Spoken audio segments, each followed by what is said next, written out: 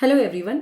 इस वीडियो में हम लोग करेंगे 7th ज्योग्राफी का chapter 10 which is life in a desert. उसके बैक एक्सरसाइज के क्वेश्चन आंसर्स हम इस वीडियो में कवर करेंगे। सबसे पहला क्वेश्चन है, answer the following questions. What are the two types of desert found in the world? यानी कि जो दो टाइप के डेजर्ट वर्ल्ड में होते हैं वो कौन कौन से टू टाइप ऑफ डेजर्ट्स होते हैं? So there are two type of desert in the one world. First is hot desert and second is cold desert. ठीक है, दो टाइप के डेजर्ट पाए जाते हैं, एक होता है हॉट डेजर्ट, एक होता है cold desert. Now next question है, in which continent is the Sahara desert located? यानी कि जो सहारा डेजर्ट है वो कौन से कॉन्टिनेंट में लोकेटेड है? सो सिंपल सी बात है, Sahara desert is like largest, one of the largest desert, और वो फेमस है सबसे बड़ा होने के लिए, and it is located in continent of Africa. ठीक है, अफ्रीका में वो लोकेटेड है। Now what are the climatic condition of the Ladakh desert? यानी कि जो लद्दाख डेजर्ट है उसकी क्लाइमेटिक कंडीशन क्या है, मतलब वहां का जो टेम्परेचर है, वहां का जो क्लाइमेट है वो किस तरह का है? लद्दाख कोल्ड डेजर्ट में आता है, ठंडे डेजर्ट में आता है, जो कि ग्रेट हिमालयाज में लोकेटेड है, यानी कि ये ग्रेट हिमालयाज में है। The altitude of Ladakh varies from 3000 meter to 8000 meter, यानी कि काफी ऊंचाई पे ये पड़ता है, जिसकी वजह से वहां का क्लाइमेट काफी ठंडा है और सूखा भी है। The air at this altitude is very thin and it intensify the heat from the sun.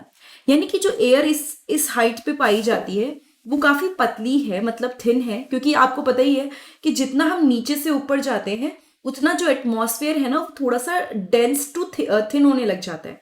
नीचे जितनी ज्यादा हवा है ऊपर उतनी कम हो जाएगी। तो यहाँ पे क्या होता है, air at this altitude is very thin, काफी पतली है, और यहाँ पे क्या होता है, सन वगैरह से काफी जो हीट है वो आती है। The temperature in winter is less than -40 degrees Celsius and the temperature in summer is just above 0 degrees. ठीक है, तो इसने क्या बोला कि जो टेम्परेचर है विंटर्स में काफी कम रहता है, -40 डिग्री सेल्सियस से रहता है, एंड टेम्परेचर समर में 0 डिग्री सेल्सियस तक रहता है। Now one thing to remember is that Ladakh में ना जैसे अगर धूप पड़ती है तो वो एकदम से सहन नहीं होती है। ठीक है, तो इसीलिए वो इंटेंसिफाई द हीट भी लिखा हुआ है। दूसरी चीज अगर आप ध्यान से देखें तो टेम्परेचर बहुत माइनस में है, लेकिन वहां पे सूखा भी बहुत है, मतलब काफी ज्यादा, जिसे बोलना चाहिए टेम्परेचर कम है लेकिन ज्यादा ड्राई होने की वजह से वाटर वेपर भी बहुत ज्यादा नहीं पाया जाता, तो वो बहुत ड्राई रीजन में काउंट हो जाता है। ठीक है, what mainly attracts tourist to Ladakh? यानी कि जो लोग लद्दाख में आते हैं वो किस वजह से आते हैं, कौन सी ऐसी चीज है जिसकी वजह से they like visit Ladakh? Tourism एक मेजर एक्टिविटी है और काफी सारे टूरिस्ट इंडिया एंड अब्रॉड से लद्दाख जाते हैं हर साल। जो मेन अट्रैक्शन है वो है बुद्धिस्ट मोनेस्ट्रीज एंड गुम्पास, यानी कि जहाँ पे बहुत सारी मोनेस्ट्रीज हैं जिसकी वजह से लोग वहाँ पे जाते हैं, गुम्पास हैं। और tourist also enjoy trekking to see the meadows and glaciers, क्योंकि वहां से थोड़ा सा जाके ग्लेशियर्स भी दिखते हैं, प्रॉपर जो जगह है मीडोज, यानी थोड़ा बहुत जो व्यू आता है पूरा हल्का बहुत, वो सारी चीजें वो देखते हैं। और इसकी वजह से ना कई बार बहुत ठंड की वजह से they also involve themselves in ceremonies and festivities, क्योंकि बहुत ज्यादा ठंड होती है तो उनको भी ज्यादा ठंडा, आप बैठे रहोगे सोचते रहोगे तो वो तो काफी ठंड लगेगी, तो इस वजह से they are also involve in many of the ceremonies and festivities. ठीक है, What type of cloth do the people of the Sahara Desert wear? किस टाइप के क्लोथ जो होते हैं सहारा डेजर्ट के लोग पहनते हैं? The people of Sahara Desert wear heavy robes as protection against dust, storm and wind. यानी कि जो सहारा डेजर्ट के लोग हैं वो हैवी रोब्स पहनते हैं ताकि उनको बहुत ज्यादा स्टॉर्म, विंड, डस्ट ना लगे।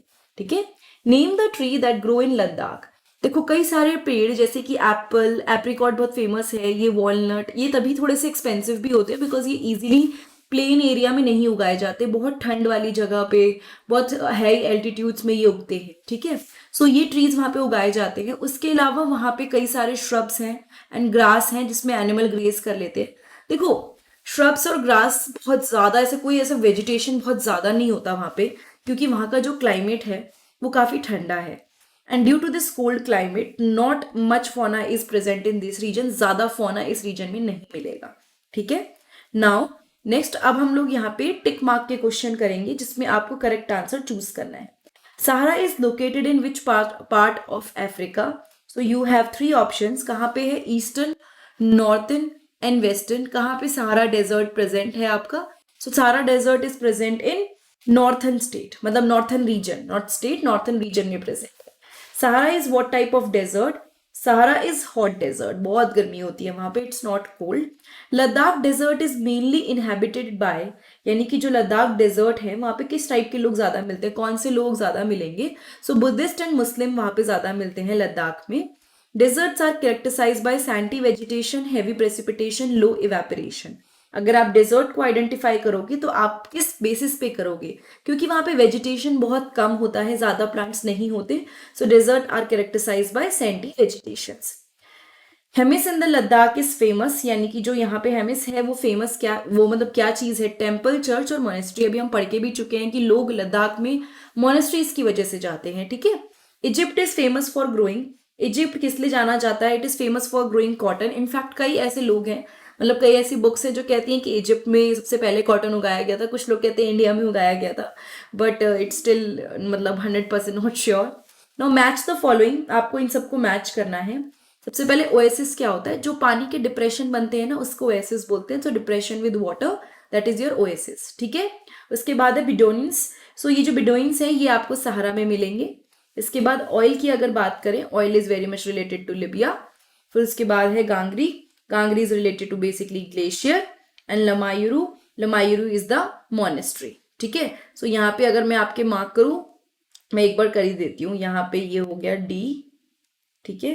बिडोइंस में आपका सहारा से हुआ तो ये एफ, एफ। इसके बाद ऑयल आपका लिबिया से रिलेटेड है तो ए। इसके बाद गांगरी क्योंकि ग्लेशियर है तो सी। एंड लमाइरू मोनेस्ट्री है तो बी, ठीक है।